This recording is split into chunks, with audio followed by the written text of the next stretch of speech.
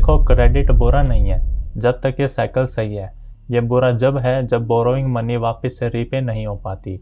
ये जब तक सही है जब तक आप उस पैसे से एसेट्स बना रहे हैं जो आपको ज़्यादा प्रोड्यूस करने में हेल्प करेगा, जिससे आप लोन रीपे कर पाएंगे। इफ लाइबिलिटी बना रहे हैं लोन अमाउंट से तो वो आपके लिए खतरे की घंटी हो सकती है, लेकिन जब आपने एसेट बनाए हैं तो आपकी इनकम बढ़ेगी, जिसकी वजह से आपके पॉकेट में पैसा आएगा, जिसकी वजह से अब आप लेंडर के लिए क्रेडिट वर्दी बन जाते हैं। तो चलो इस ट्रांजैक्शन को फॉलो करते हैं और देखते हैं कैसे क्रेडिट ग्रोथ क्रिएट करती है। सपोज आप 10 लाख रुपए साल का अर्न करते हैं और आप पे कोई डेट नहीं है तो आप क्रेडिट वर्दी है, आप 1 लाख रुपए का लोन ले सकते हैं। तो अगर क्रेडिट कार्ड पे कहें तो आप 11 लाख रुपए स्पेंड कर सकते हैं, भले ही आप 10 लाख रुपए अर्न कर रहे हैं। और क्योंकि आपकी स्पेंडिंग किसी और की अर्निंग है तो कोई 11 लाख रुपए अर्न कर रहा है तो वो पर्सन 11 लाख अर्न करता है तो वो क्रेडिट वर्दी है 1,10,000 रुपीज के लिए। और जब उसने वो पर्सन 12,21,000 स्पेंड करेगा और कोई दूसरा पर्सन फिर अर्न करेगा तो इस तरह से साइकिल चलती है, क्योंकि एक पर्सन की स्पेंडिंग दूसरे पर्सन के लिए अर्निंग है। अब देखना शुरू करते हैं कि ये सेल्फ रीइंफोर्सिंग पैटर्न काम कैसे करती है। लेकिन याद रखें कि बोरोइंग साइकिल बनाती है और अगर अब ये साइकिल ऊपर की ओर जाएगी तो कभी ना कभी उसको नीचे भी आना पड़ेगा, जिसको हम शॉर्ट टर्म डेट बोलते हैं। और जब इकोनॉमी में क्रेडिट के थ्रू लोग स्पेंड करते हैं तो हम देखते हैं कि मार्केट ऊपर जाती है, महंगाई बढ़ती है, इकोनॉमिक एक्टिविटी बढ़ती है। ऐसा इसलिए क्योंकि लोग क्रेडिट का यूज कर रहे हैं। और जब गुड एंड सर्विस का कंपैरिजन में लोगों की स्पेंडिंग पावर या इनकम बढ़ती है तो मार्केट में हमें प्राइस बढ़ते नजर आते हैं, जिसको इन्फ्लेशन कहा जाता है। लेकिन आरबीआई कभी नहीं चाहेगा कि इन्फ्लेशन बहुत ज्यादा बढ़ जाए, क्योंकि उसके भी नेगेटिव इम्पैक्ट मार्केट पे ही पड़ेंगे। इसलिए जब महंगाई बढ़ती है तो RBI rate of interest high कर देता है। हाई इंटरेस्ट रेट की वजह से लोग कम बोरो करते हैं, क्योंकि बढ़ते रेट की वजह से डेट बढ़ जाता है, जिसके चलते लोगों के लिए हर महीने वो ईएमआई काफी ज्यादा होगी। और फिर जब लोग कम बोरो करेंगे तो ऑटोमेटिकली उनकी स्पेंडिंग पावर भी कम हो जाएंगी। तो जैसे ही स्पेंडिंग कम होगी तो ऑटोमेटिकली दूसरे पर्सन की स्पेंडिंग में इम्पैक्ट आएगा, क्योंकि एक की स्पेंडिंग दूसरे की अर्निंग है। और जब लोग कम स्पेंड करेंगे तो प्राइस नीचे जाएंगे, जिसको डिफ्लेशन बोलते हैं, जिसके चलते इकोनॉमिक एक्टिविटी कम हो जाती है और हमें रिसेशन देखने को मिलता है। और अगर रिसेशन ज्यादा ही सेवर हो जाता है तो इन्फ्लेशन अब प्रॉब्लम नहीं रह जाती, तो आरबीआई फिर से इंटरेस्ट रेट लो कर देती है, जिससे सब कुछ फिर से स्पीड में आ जाए। क्योंकि लो इंटरेस्ट के साथ डेट रिपेमेंट कम हो जाती है लोगों के लिए और लोग फिर से बोरोइंग करना शुरू कर देते हैं। तो इस तरह हमने शॉर्ट टर्म डेट साइकिल को समझा और हमने जाना कि इकोनॉमी एक मशीन की तरह काम करती है।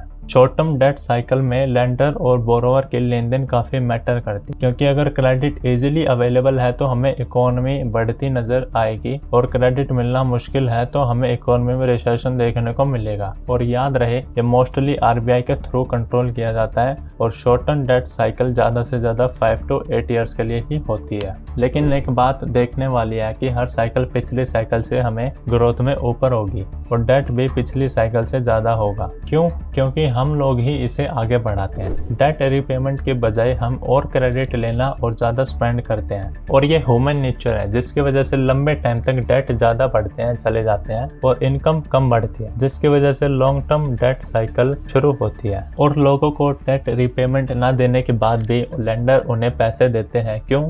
क्योंकि सभी को लगता है कि सब अच्छा चल रहा है, क्योंकि लोग प्रेजेंट देख के चलते हैं। और प्रेजेंट में क्या हो रहा है? इनकम बढ़ रही है, एसेट की वैल्यू बढ़ रही है, स्टॉक मार्केट ऊपर जा रही होती है, जिसको बबल बोला जाता है। और जब तक इकोनॉमी और डेट इक्वली बढ़ते हैं तो जब तक इस डेट बर्डन को मैनेज किया जा सकता है, जिसकी वजह से एसेट्स की वैल्यू बढ़ती है। और एसेट्स की वैल्यू बढ़ते देख सभी लोगों को बड़ी अमाउंट बोरो करते हैं और एसेट्स बाय करते हैं इन्वेस्टमेंट पर्पज से, जिसकी वजह से एसेट्स के रेट और हाई हो जाते हैं। उन लोगों के ऊपर भले ही डेब्ट है पर खुद को वो हेल्दी समझने लगते हैं, और बढ़ती इनकम और एसेट की वैल्यू से बोरोवर्स क्रेडिट वर्दी बने रहते हैं। बट ऐसा हमेशा के लिए नहीं चल सकता, क्योंकि कभी ना कभी वो बबल फूटेगा, क्योंकि साल दर साल डेट धीरे धीरे बढ़ता रहता है और फिर हमें डेट रिपेमेंट की ग्रोथ ज्यादा देखने को मिलती है as compare to income growth rate से।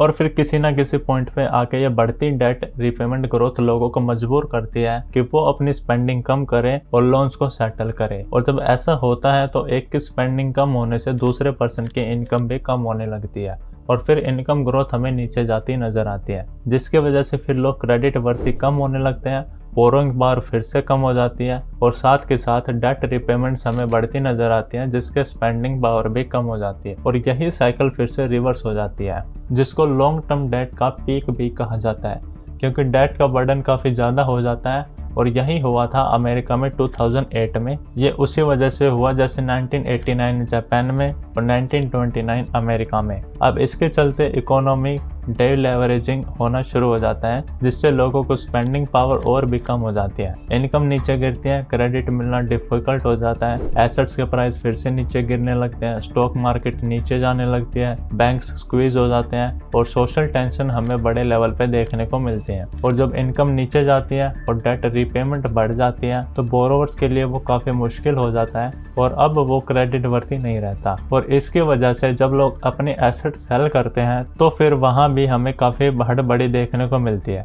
रियल एस्टेट नीचे गिर जाता है, स्टॉक मार्केट कोलैप्स हो जाती है, बैंक्स और ज़्यादा ट्रबल में आ जाते हैं और एसेट्स की वैल्यू नीचे गिर जाने से लोग फिर से खुद को गरीब महसूस करते हैं। ये सब एक रिसेशन की तरह दिखाई देता है, बट रिसेशन होता नहीं है क्योंकि यहाँ लोअर इंटरेस्ट रेट इस बार बचा नहीं सकते, क्योंकि रिसेशन में लोअर इंटरेस्ट रेट सपोर्ट करता है सब नॉर्मल करने के लिए, बट डीलेवरेजिंग में लोअर इंटरेस्ट रेट वर्क नहीं करता क्योंकि इंटरेस्ट रेट ऑलरेडी 0 पर है। और ऐसा अमेरिका में 2 बार हुआ है, जब इंटरेस्ट रेट 0 रहे हैं 1930s में और दोबारा 2008 में। डीलेवरेजिंग रिसेशन से इसलिए अलग है क्योंकि इसमें डेट अमाउंट काफी बड़ा हो जाती है और बोरोवर अपनी क्रेडिट वर्दी खो देते हैं, तो लेंडर्स लोअर इंटरेस्ट रेट कर भी दे तो कोई फायदा नहीं होता और उन्हें समझ आ जाता कि उनका पूरा डेट अमाउंट अब वापस नहीं आने वाला है, क्योंकि एक बोरोवर ऑलरेडी बहुत नीचे जा चुका होता है और वो क्रेडिट नहीं झेल पाता है। अब एक इकोनॉमी को देखो, एक इंडिविजुअल की तरह, अगर डीलेवरेजिंग हो गई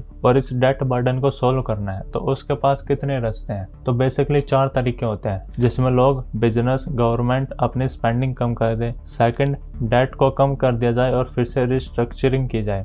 थर्ड, अमीर लोगों की वेल्थ का हिस्सा नीचे वाले लोगों में डिस्ट्रीब्यूट कर दिया जाए। फोर्थ, आरबीआई और पैसा छापे। पहला पॉइंट की बात करें, अगर हर बिजनेस, लोग, बैंक्स, गवर्नमेंट्स अपने स्पेंडिंग कम कर दे तो हाँ, वो डेट को रीपे कर सकते हैं। अगर बोरोवर्स और क्रेडिट नहीं लेंगे और पुराना डेट सेटल करेंगे तो यस, हम उम्मीद कर सकते हैं कि डेट बर्डन कम हो जाएगा, बट होता इसके अपोजिट है, क्योंकि अगर एक आदमी की स्पेंडिंग पावर कम करेगा तो दूसरे आदमी की इनकम भी कम हो जाएगी और इनकम कम होगी तो डेट बढ़ेगा, ना कि कम होगा। और अगर बिजनेस से कॉस्ट सेविंग करेंगे तो हमें फिर अनएम्प्लॉयमेंट देखने को मिलेगी, तो फिर से लोग रीपे नहीं कर पाएंगे और अगर बोरोवर्स रीपे नहीं कर पाएंगे तो बैंक्स उन लोगों को पैसा कहाँ से देंगे जिन लोगों ने उसमें पैसा डाले हुए थे, जिसके चलते सभी लोग अपना पैसा निकालने के लिए भागेंगे और बैंक्स दे नहीं पाएंगे, जिसके चलते फिर सभी डिफॉल्ट करने लगेंगे और इकोनॉमी डिप्रेशन में चली जाएगी। बिल्कुल। डेट रिस्ट्रक्चरिंग, कोई भी लेंडर ये नहीं चाहेगा कि उसका पैसा डूबे, क्योंकि हमने समझा जब कोई क्रेडिट होता है तो लेंडर्स के लिए एसेट में बदल जाता है, तो कोई भी नहीं चाहेगा कि उसके एसेट्स खत्म हो जाए, इसलिए वो लेंडर फिर से रिस्ट्रक्चर करते हैं कि या तो बोरोवर्स कम पैसा लौटा दे, जिसको सेटलमेंट भी बोला जाता है, या फिर तो लोअर इंटरेस्ट रेट के साथ रीपे टाइम पीरियड को बढ़ा दिया जाए ताकि लेंडर्स के पास एटलीस्ट कुछ ना कुछ वापस आ जाए। लेकिन अगर ऐसा होगा तो फिर इनकम कम होगी लोगों की और सभी एसेट्स खत्म हो जाएंगे, जिससे डेट बर्डन और भी बुरी कंडीशन में चला जाएगा। और ये स्पेंडिंग कम करना, डेट रिस्ट्रक्चरिंग करना, इसकी वजह से गवर्नमेंट पे भी इम्पैक्ट आएगा, क्योंकि कम इनकम और हाई अनएम्प्लॉयमेंट मतलब गवर्नमेंट के पास टैक्स कम होगा और वो साथ ही स्पेंडिंग बढ़ जाएगी क्योंकि अनएम्प्लॉयमेंट ज़्यादा है, जिसके चलते उन्हें फाइनेंशियल सपोर्ट की ज़रूरत रहेगी।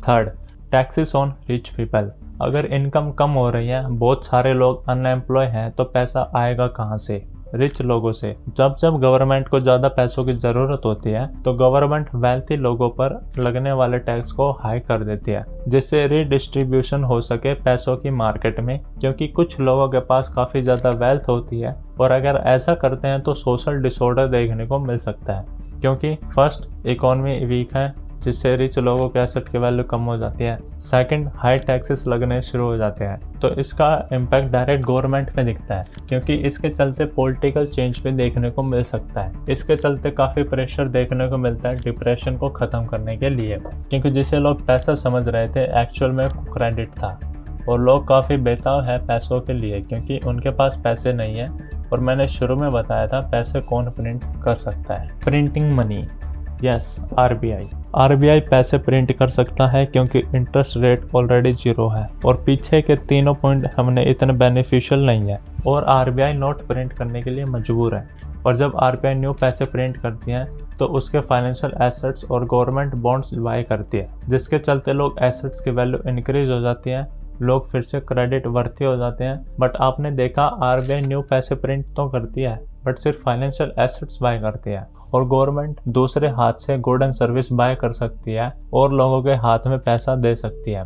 आरबीआई गवर्नमेंट बॉन्ड्स इसलिए बाय करती है कि गवर्नमेंट के हाथों में पैसे आए और वो फिर गुड एंड सर्विस बाय कर सके और अनएम्प्लॉयमेंट बेनिफिट्स लोगों को दे सके।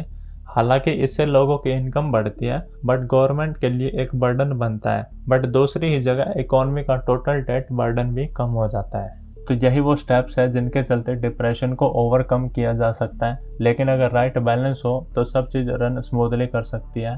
राइट बैलेंस के लिए चारों पॉइंट का मिक्स होना जरूरी है। That's all. I hope you understand. Thank you.